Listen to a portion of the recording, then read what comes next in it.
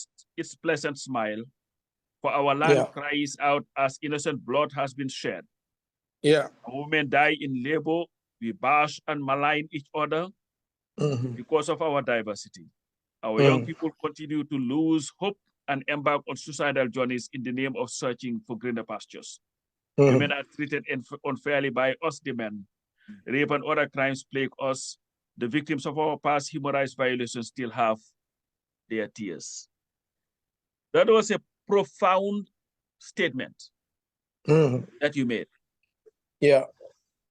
And some of us believe that you cannot have a dialogue about an issue without neglecting the cause of that issue. Yeah. And man, I am one of those who believe that the ripple effect of 22 years of dictatorship continues to be one of the biggest problems that we confront in terms, even the political toxicity that we have. Because people may, UDP, NPP, but I think our politics became very, very toxic over the past 22 years. And here we are today. And to me, like I said to somebody, when I saw a Njie, a man who cheerled dictatorship of the most brutal order, today stand before the people like he did on Thursday and try to lecture us. Thursday or Friday? Friday. Lecture us on good governance. I think that picture in itself shows why we are on the wrong path. What say you? Well, thank you, Coach, and thank you, Musa. And I must commend you for your love of country and continuing to do what you do, in spite of all the possible opposition to your program. But I think this is a demonstration of patriotism. But to answer your point, yes, Gambia has gone through a very bitter past. But one of the things, Coach, I am a very forward-thinking and forward-looking Gambian. I believe, yes, we have had a very difficult past, but the challenges of the past should not stop us from trying to forge a bright future for us and our children. Now, if you look at, I had Musa talk about the government choosing the themes. The government proposed the themes, and I will tell you that we were about 25 or so in the preparatory committee. And when we looked at the theme, in fact, we even tweaked some of the language to make it more relevant and to make it more, to adapt it more to our current reality. When that was given to us as a committee, and the preparatory committee, as I said, is about 25 of us, and only 5 are government officials. All the rest, majority are non-state actors. So these themes were not forced on us. We agreed on them because we felt they were relevant. Secondly, we believe that when you talk about a dialogue, there must be a start point. And we are not perfect. We cannot tick all the boxes and deal with all the issues. And we felt these 6 are good to be a starting point of the conversation. And if you look at the 6, like you talked about our political environment, that it started during the time of dictatorship. But what is it that caused us to have or to evolve as a political entity or have this environment? Is because, number 1, our constitution. Number 2, electoral laws. We do not have very stringent electoral laws that provide a proper playing field for all entities. So if you look at even the resolutions that came out of the political environment thematic group, they are so relevant and they are so apt to deal with the political environment. So what we have, if you have the laws as the foundation, then you build upon them. What we need to have is strong laws, a strong constitution, strong electoral reforms and strong institutions in the IEC and the IPC. We all saw the role that IPC played during the last elections. They were able to a very large extent, call their members to order. When hate speech was being dished out, they were able to call these members to order. So if you look at the resolutions, we talk about the electoral reforms, we talked about strengthening the institutions, the IEC and the IPC. So if we are able to have this done in this year, we are expecting that by the time we get into the next electoral cycle, a lot of sanity will be sent into our political environment. So basically what we are saying is that this is the start of the conversation. And one of the things that I like about this whole dialogue, the Chief of Staff, and I must commend him and the Director of Press and Public Relations for their cooperation, their openness, and their professionalism. Coach, I'm sure if you have followed me, Musa, if you have followed me, you know when government gets out of sync or out of order, as a leader in civil society, at least when I was chairman, we will call them out. We will make statements, and that is what our role as watchdogs are. But one of the things that the Chief of Staff said to us continually is that we must have a monitoring of the implementation. We must monitor. We must have a system to monitor. And when somebody talks like that, when a professional talks like that, then the onus lies on the other side, those that are watchdogs, on civil society, on us, non-state actors, to put a monitoring mechanism in place and say this is what is going to happen. So what we are going to do over the next months, as what I have suggested, is that the non-state actors that were facilitating the different thematic groups should have the responsibility. For instance, Tango was the one facilitating the political environment for sustainable development. So Tango would now be tasked to see that the 5 resolutions that were passed are implemented in the year. So the onus is going to rest on Tango to follow up with Ministry of Justice, work with the IPC and the IEC to ensure that the electoral reforms happen, to ensure that a new constitution happens. If it doesn't happen, if the Ministry of Justice doesn't pass or bring the constitution before Parliament in the next few months, then we will call them out. We will put pressure on them. We will lobby our political entities until we have constitutional reform, electoral reforms. So we must not sit down, and your show can be a part of the monitoring mechanism. In a month's time, we must ask, okay, has the government sent out an implementation plan? What are we going to do? What is civil society's role? What is the media going to do to ensure that all these resolutions that were passed are being implemented? And that will be our yardstick for our participation and maybe non-participation come next January or next February when we call for a national dialogue. So we will say, well, we have achieved 60% or 70%. We have done this as a nation. And this is not a political thing, because I had you talk about maybe the leader of UDP not participating. You know, I don't want to dwell upon that. I know it would have been good, but I don't know his health condition. I don't know why his reasons for not coming. But I can tell you that when we met as a political environment thematic group, the UDP was, in fact, more represented than the NPP and other political parties. They had 4 big wigs from the UDP in that dialogue, and they contributed immensely, and their contributions were welcome. So what I believe as a nation, as a patriotic Gambian, is we must give this a chance. We must all put our hands together. I believe the UDP is on board as manifested by their representation at the dialogue. You know, the other thing you are talking about is maybe the likes of Njie and all these things. But, you know, Coach, some time back, when the constitutional reform, the constitution was put before Parliament, the big question was the aspect of retroactivity. Retroactivity that you are going to now say the current term of the president should count. There were arguments on both sides, proper legal arguments on all sides that some say that's not right in law, some say it's right.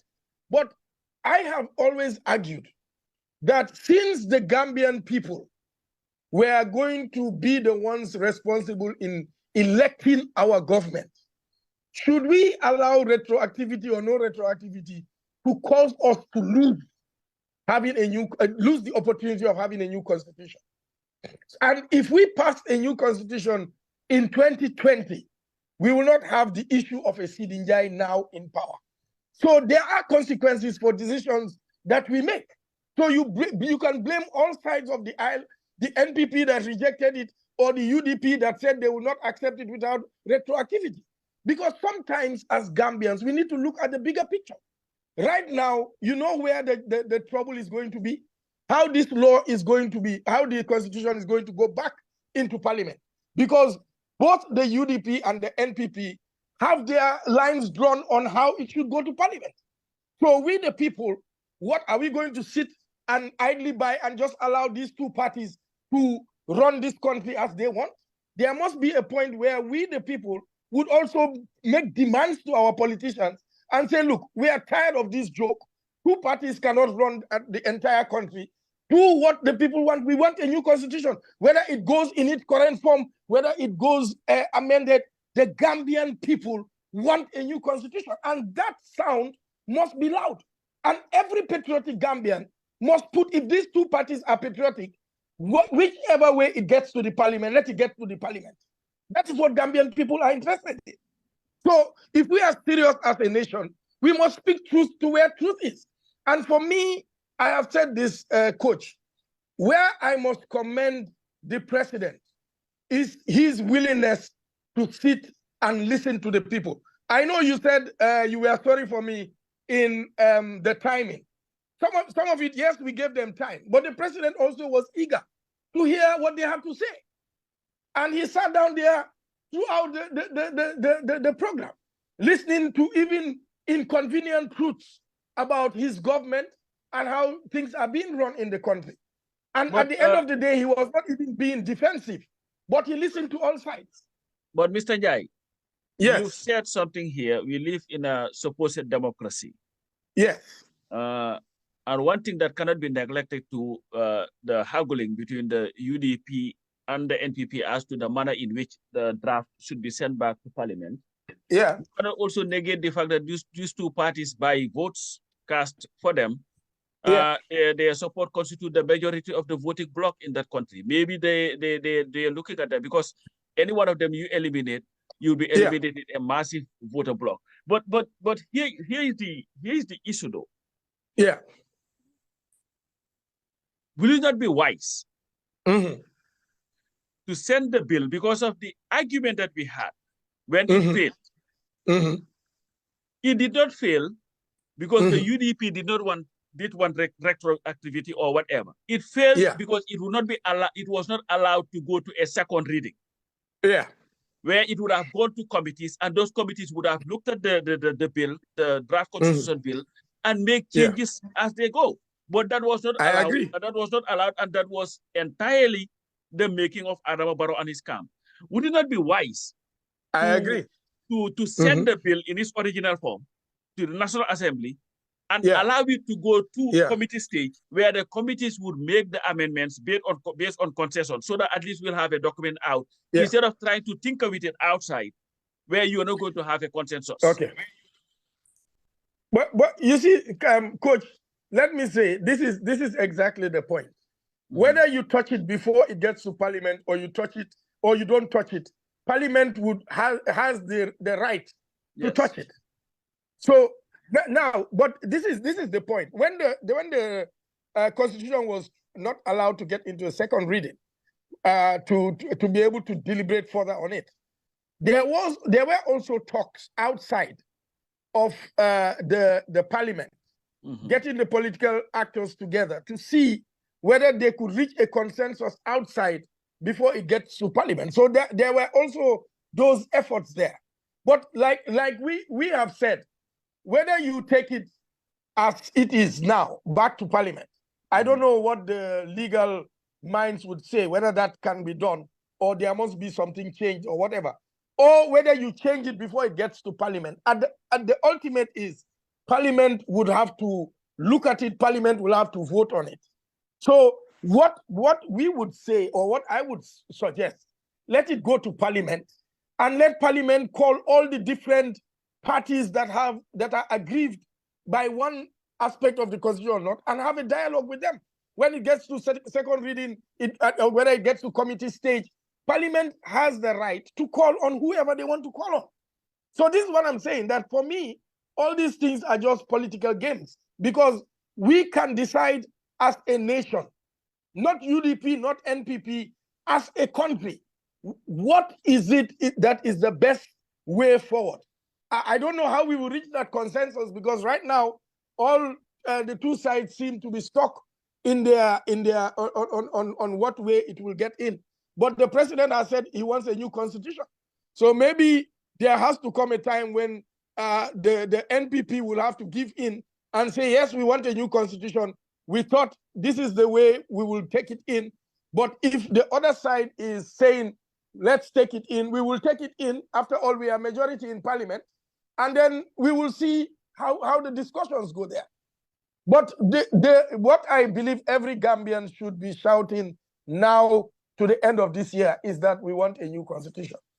And the political leaders must hear us. Thank you very much, Mr. Njie. And again, I would like to congratulate you. I was glued on my TV and I watched you in action. I think you did a superb job. You handled it the best way that you can. In as much as giving the politician, the whole idea was for them to speak for 3 to 5 minutes. But I thought, impromptu, you did the right thing. You allowed them to speak their mind. That to me, because sometimes you have to be flexible based on what you are doing. But I want to go back because most Gambians, Mr. Njie. But let me quickly say that one of the things that people don't know. I mean, I know there was Demo by Force who was sitting down there representing the NPP, because all the parties had a tag, and the president obviously is the president. But Dembo by Force, I know there was some pressure for him to speak on behalf of NPP, and he said no, that the president has spoken, the president is the leader of NPP. And that, for me, that shows maturity, political maturity. Because if we allowed him to speak, it would have been like, okay, the NPP has spoken twice. Right. So for me, that is a commendable gesture. Even though, yes, the president of the republic is the president, but his party had the opportunity, but they turned it down. And I was going to also insist that they don't speak, because we have to give a level playing field for everybody. And I must commend them for honoring that and allowing that the president speaks both as president and as party leader. Yeah, right. John, there is a reality. I mean, most people would say that having a dialogue, seriously, there is nothing. I mean, I've said it here and would continue to say it.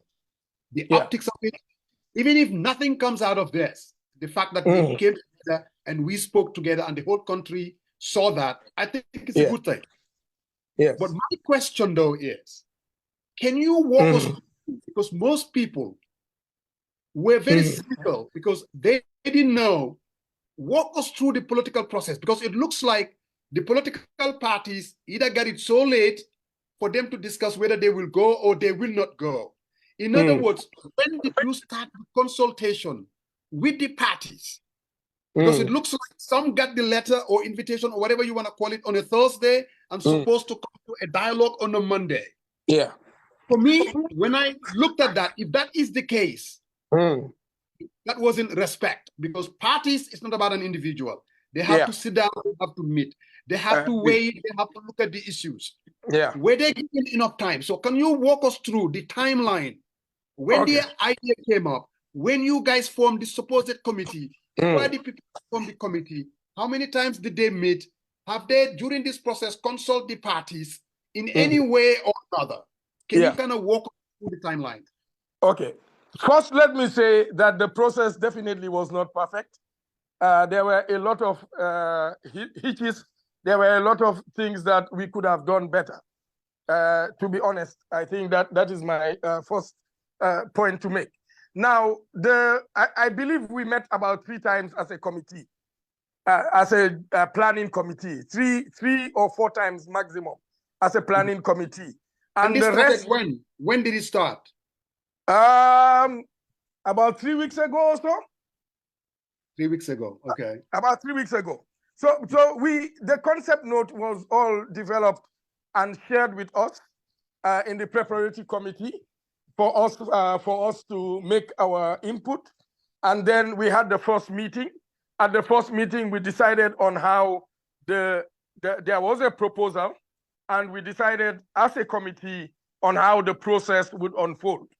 And then we, I think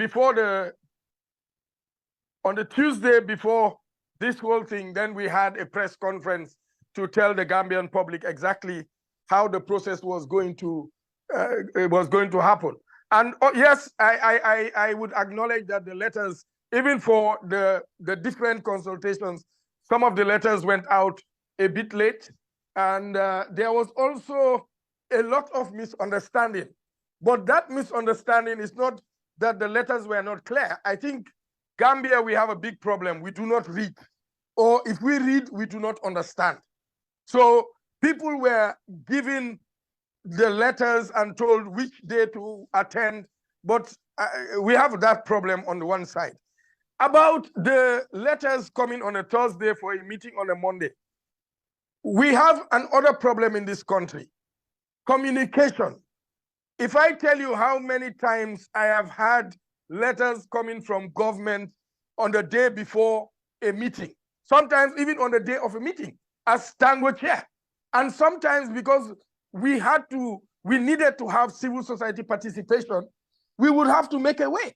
So I would have to shelve some things, other people will have to shelve some things just for our participation, to make sure that the voice of civil society is heard. And sometimes, yes, it is very difficult to prepare, but for me, I have learned one thing in leadership. In leadership, sometimes you have to take the bull by the horn. There is always a place of sacrifice, because if you are not there, Mr. Njie, if you are not there, Mr. Njie, I want to interject here. Well, look, we all know there's a reason why we need a dialogue. Yes. We all know the toxicity, the skepticism, the cynicism. Yeah. We also need to factor in where we came from. I agree. Remember, we had a memorandum of understanding. We had agreements. Parties came together to remove a dictator. We all know how this whole thing ended up. So there's a trust factor. So if you're telling me, let us sit down at Nenyuatan, and you're giving me a letter 2-3 days before the event, Mr. Njie, I have every right. Am I being set up? Is this thing not politically motivated? All I'm saying, dialogue, yes. But in the absence of consultation, these parties should have received at least 2 weeks before. Have a date. Why the rush? I mean, why the rush? No, and then allow the parties to talk about it among themselves. Yeah. Because, you see, I seriously believe this was not just a small mistake. I think it was a huge mistake, if you ask me. Yeah. What say you? No, Musa, I very much agree. But as I said, every process is a learning curve. We have to start somewhere. The consultations and the meetings were a bit late because, as I said, about 3 weeks. I think we had about 2 or 3 weeks to plan. I have to check my dates to be sure.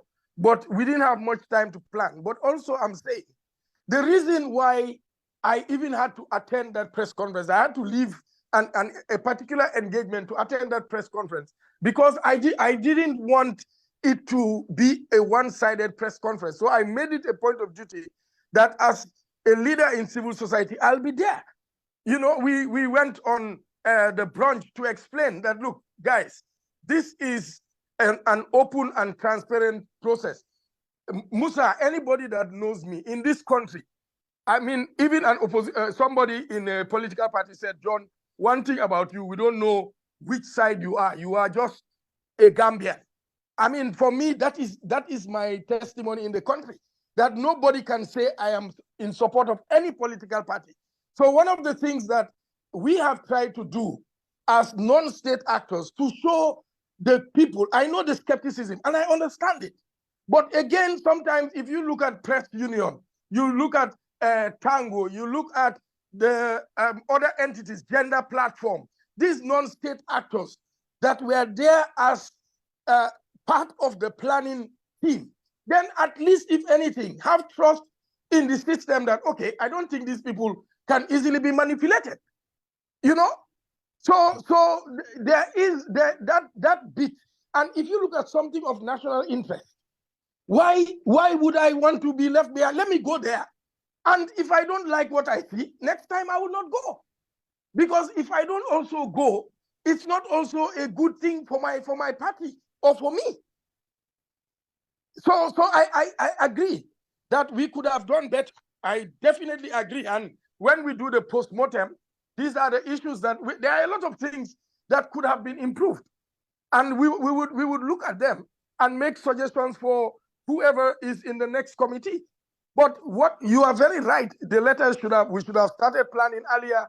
The letters should have gone out earlier so that everybody is on board. But I believe that where we are, this is a start, and every Gambian should give it their support, and let's see how it goes. By 6 months down the line, everybody should be asking what is happening to our constitution or electoral reforms, or all these suggestions that have come from youth, from the religious leaders, and all the different resolutions that are passed. We must ask what has happened or what is happening. Go ahead, Pasamba. Yeah, I just wanted to say, John, based on what you've said here, I know a lot of praise has been heaped on the president for organizing this, but I will definitely give credit to the political parties for even accepting to go there, because definitely any serious party, and for we have to be serious in that country if we are to move the country forward.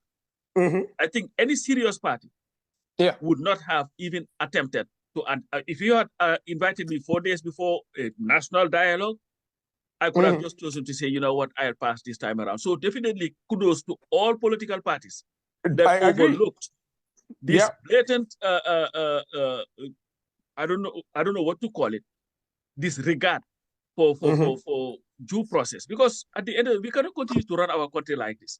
Sending people letters a day before an event and expect them to come and participate fully. What are we trying to organize? A serious dialogue or just a talk shop?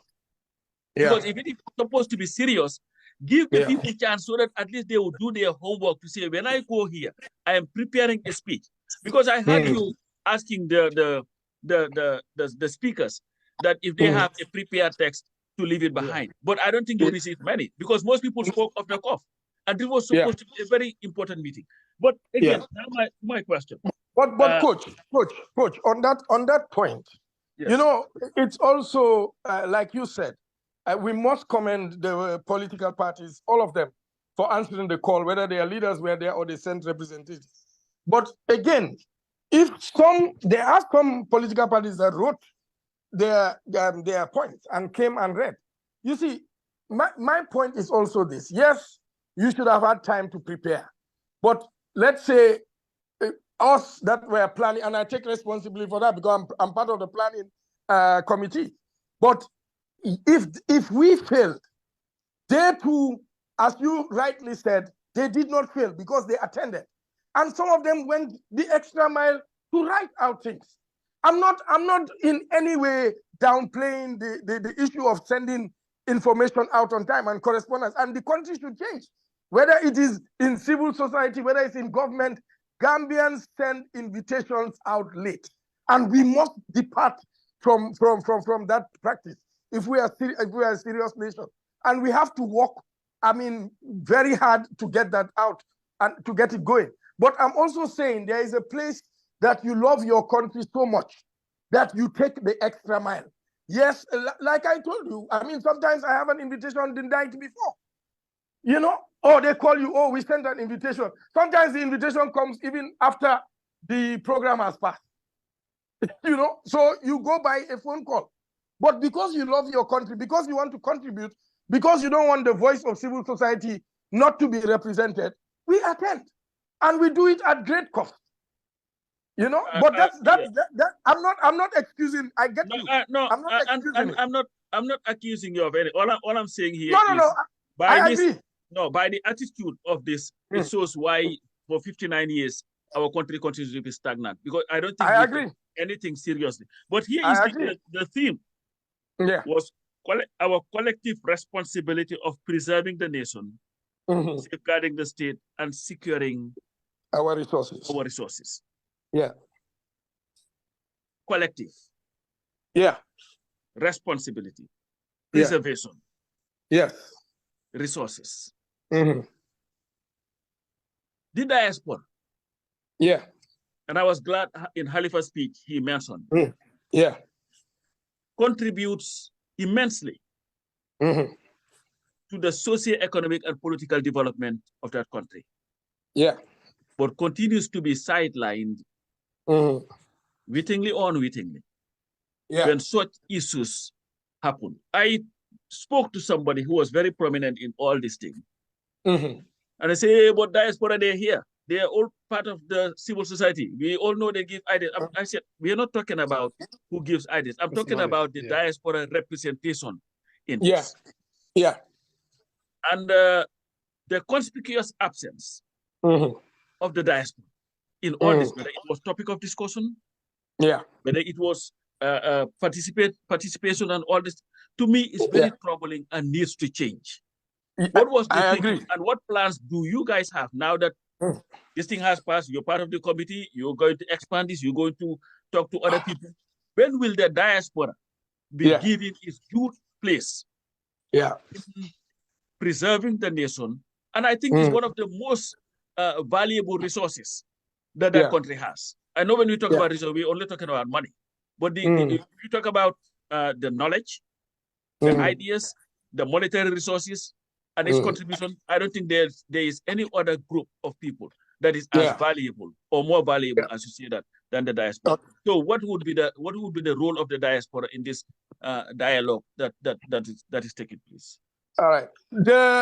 When we got to the first planning meeting, we talked about the different, because we were asked, is there any other group that should be part of this committee? And we had extensive discussions, including diaspora representation.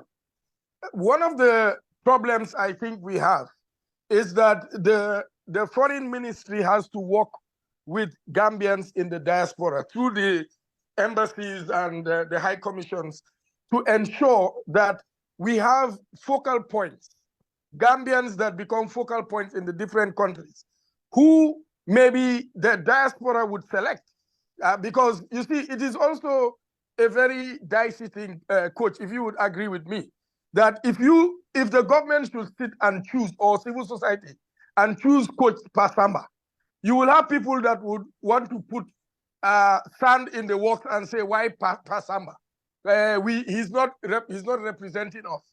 So we thought that, okay, maybe this one, it's late to look at this.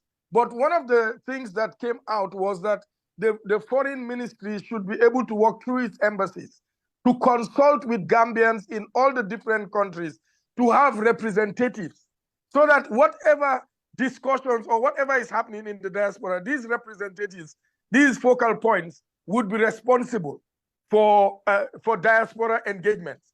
The second thing that we discussed, we even wanted to have somebody from the diaspora, and the name of Veronique Njie was suggested.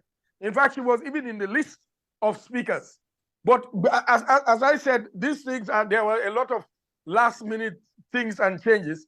So her name was suggested. She was on the speaker list, but we were told she had to travel, or she had traveled, because we were told that she was in town. But later, after giving her name, I think it was after that on our page, we were told that she's not in town. Obviously, we could have done better in searching for somebody else that is in town to give or maybe online, to maybe represent the diaspora in the panel. But there was thinking for the diaspora. And that is a very good suggestion. Hopefully, if the Ministry of Foreign Affairs can work on this and get the focal points, and maybe somebody in the diaspora is in town, maybe in December or so, I would have proposed that the planning starts early.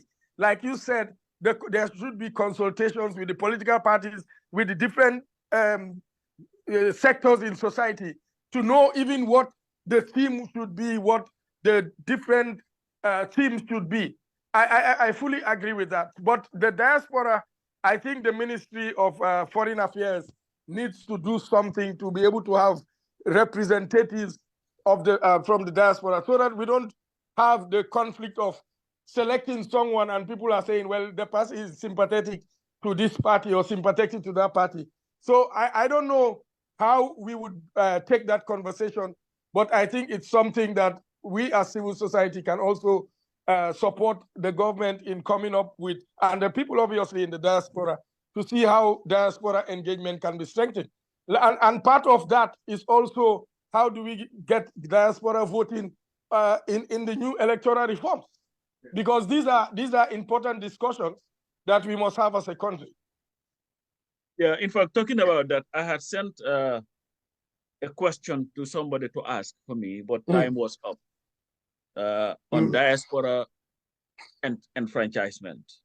And I think that is a very important position that must be taken, not because I live in the diaspora, but because I believe at some point we have to do right by all Gambians.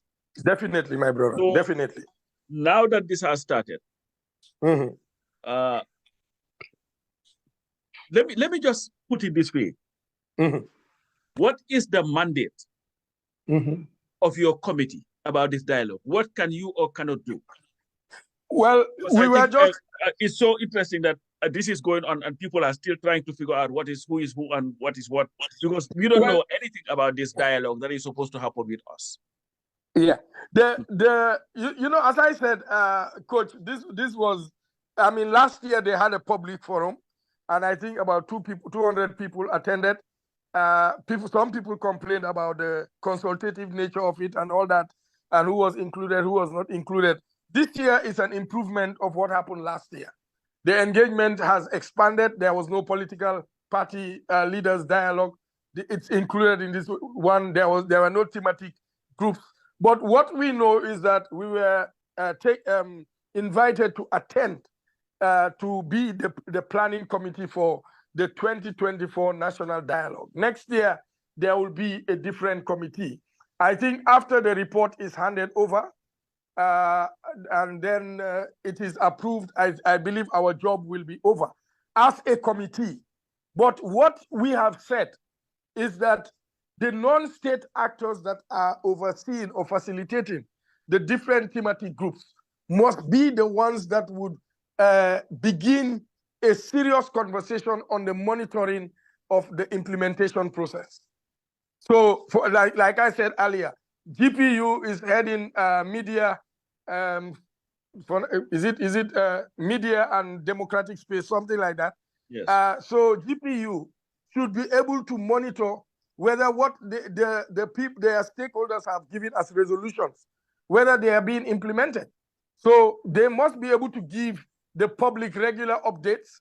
They must be able to engage with government to see whether policies, laws, or whatever are being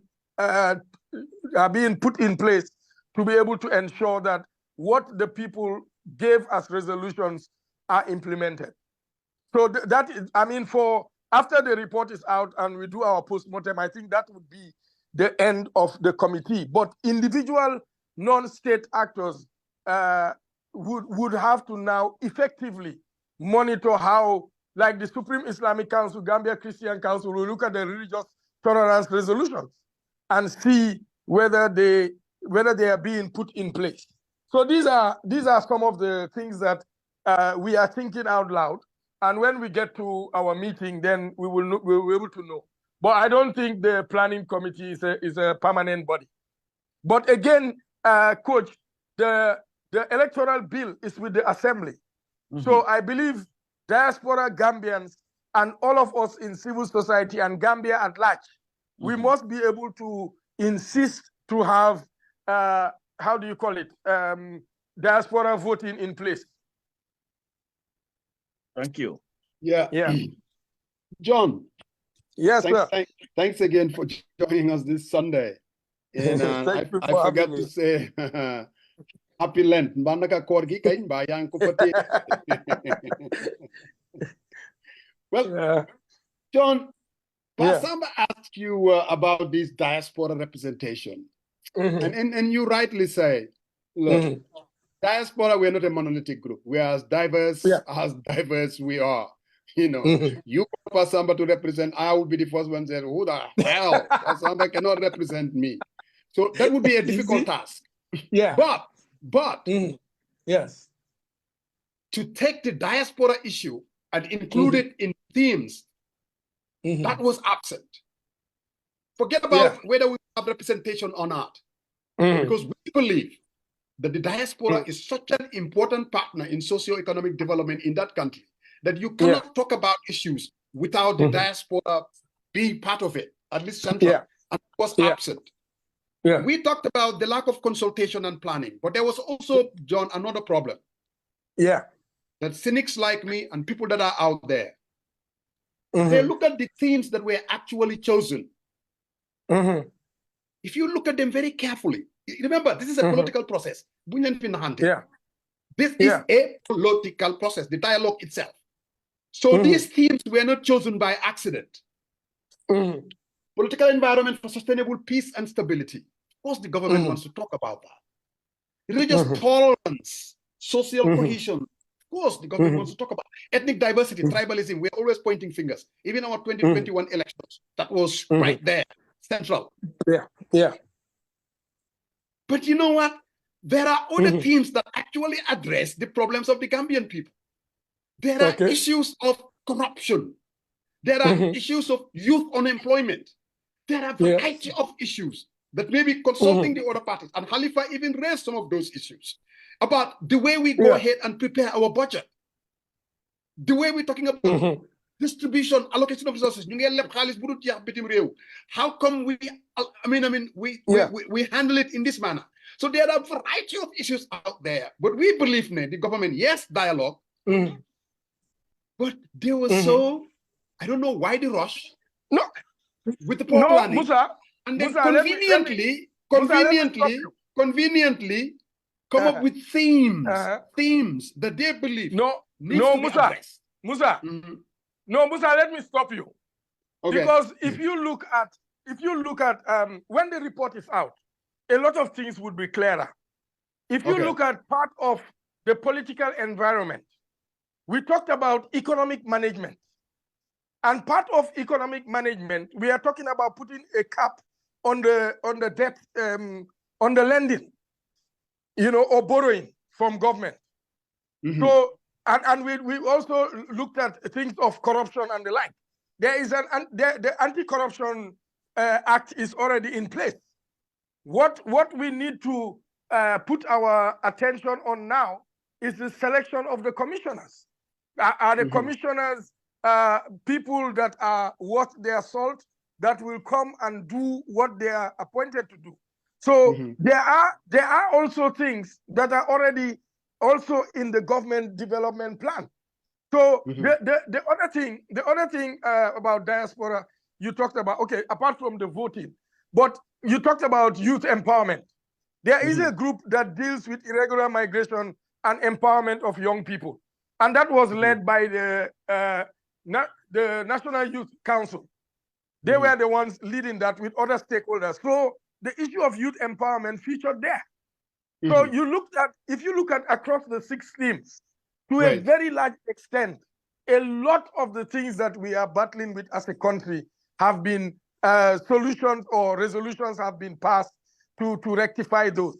So for me, this is what I'm saying, that when the report is out, and we would advocate for it to be shared, I don't think government is going to want to hoard that report by any means, because the president was right there when criticisms were being made against his government and all that, and he was taking notes. And in fact, in the thematic group meetings, some permanent secretaries came specifically to take notes as to what they would go back and implement. So the resolutions that were given, or the priority areas that were marked out for implementation in this year, would definitely feature some of the things that you are raising now. So maybe we should wait and see what the report says, and look at the themes and the resolutions. Obviously, it will not cover everything, because all these resolutions, we are looking at them being implemented in this year before the 2025 national dialogue. So I mean, and as I said, we are part of the process, so we take responsibility for also any lapses, and we all these comments that we are hearing, will help us improve on the process. Yeah, it's definitely not a perfect thing, but I mean, this feedback we are having, the feedback we are having is very positive, and we will do well to take them on board for next year's dialogue. No doubt. And again, government has said they want to institutionalize the dialogue, so we are hoping that every year this dialogue would happen. We're going to continue to raise them, John. I mean, last week I was the defender of this dialogue, but I also need to echo the sentiments that are out there, because I fully accept them, my brother. Not really raising them. I really passionately believe that we have a trust issue in the Gambia. I mean, it's there. The trust issue is there. It is. And there's something that I want to go back to this constitution, that we all want to make sure that we have a draft constitution before the next general election, because it's important. It's a matter of really, I mean, it's a matter of the survivability of our country, the Gambia. You said something that clearly we're held hostage by the NPP and the UDP in terms of these dialogues. This constitution, which way to go? And then you said that maybe Gambians should be, I mean, we should out there and make sure that we get our own constitution. But there is also a political reality. And that political reality, that is, su fekkee ne ñun dañ bugg a constitution bi pour mu pass. If MPP, especially the president, is not committed to see the passing, because really the last time around, it did not pass because the president did not want it to pass. Okay. Now, if the United Democratic Party, which they are doing now, if the constitution is touched, they are not going to support it. Most likely, it's like played against Siam. We are not going to have a draft constitution that would pass. The solution is a political compromise before you even hit the ball running. That is exactly my point. Opposing sides, and that is not to blame them. I'm just saying it. Even if we were to go to a referendum and any of these parties do not believe it, I don't think we can get 65 or 70% to if they come out there, just like what happened in the 70s, when the UP went out there and said, vote no for the public. 66. You voted in that elections, Musa. And it ended up failing. You know what I mean? People not even knowing the issues because it becomes so partisan. So for a political compromise to happen, the president should demonstrate leadership.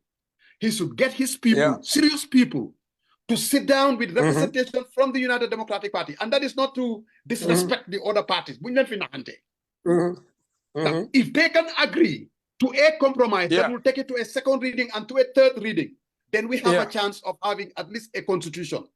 But if it is politicized and thinking that they can just solve it through, I can guarantee you that most likely it's going to fail. We want this to support it. Definitely. Now, how do we go about pursuing this so-called political compromise? How do you think it should be approached, John? Well, because what is going to happen, like I said, Tango is overseeing or facilitating the political environment.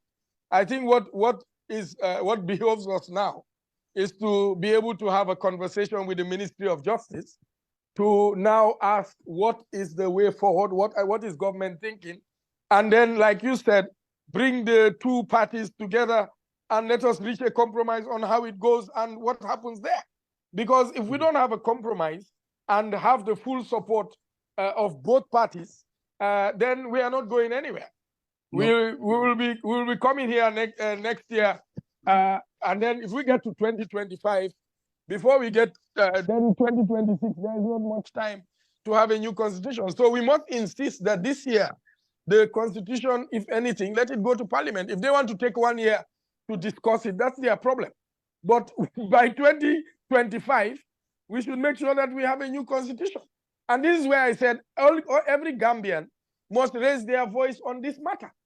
So both sides of the aisle, we have to raise our voice and say, this is what we want. I said earlier, the president has said, this is what he wants.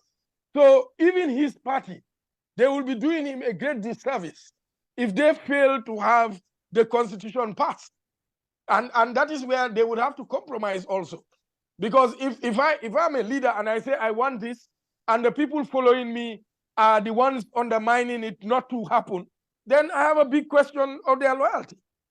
So if they believe, if the NPP also believes in what their leader has said, then they have to support him.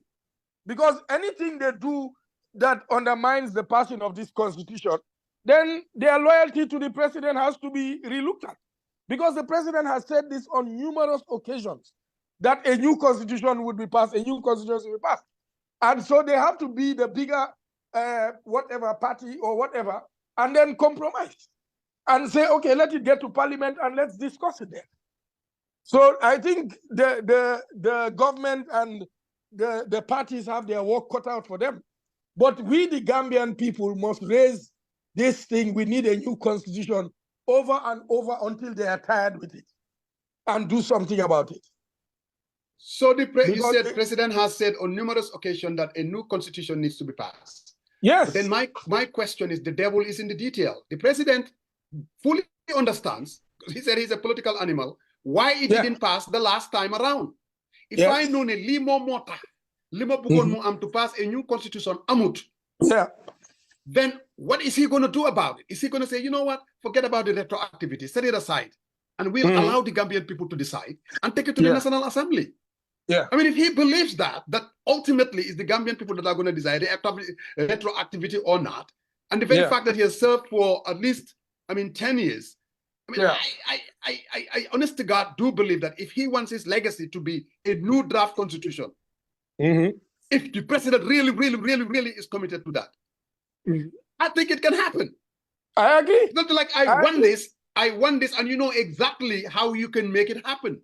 So if I were to advise the president, God knows I don't have the qualifications. What is stopping him? like they say in this country, the president has a telephone. If he were to call Halifa Sallah and said, Halifa, this is part of my legacy. I think now we need to have a new draft constitution. What do you think, and what are the compromises? If he called his father, Alaji Usainu Dabo, and said, Mr. Dabo, I need your help. We need to compromise for the sake of our country to pass a draft constitution. What do you think the compromise would be? Billahi, wallahi, tallahi. If that were to be done with honesty and genuineness, we will have a new draft constitution. If it becomes a political football, we politicize it and see how we can, decapitate some of these parties. I can assure you, we're going to run into the problem. John, that is the real truth. No, I agree, my brother. So that is why it is what our first point of call would be, is to call on the Ministry of Justice to ask what is the way forward. I know international idea is here and Chambers has been coming. I don't know what the discussions. In fact, somebody reliably told me that when they were meeting, all the political party heads or leaders that were there, members of parliament, they said, talk to our leaders. If our leaders agree, we would move this process forward. So, like you rightly said, it's the leadership. And that is where every Gambian must be able to call out and call the leaders to come up on board and do this for love of country. Pop Sambal. Affaire bi fala nekk de bro buñ ko lam-lamé wax ji kenn mënu ko yërëm. Wanted to play the ad before you get out, so that after that you'll just finalize. Yes. So if you know what you're doing. I'm got problem right now. So now, Mr. John, maybe so John, the question before we let you go, there's what they call now what. You have your dialogue, or the President Trump would say it was so beautiful Now that you have all that, so now what? Well, now we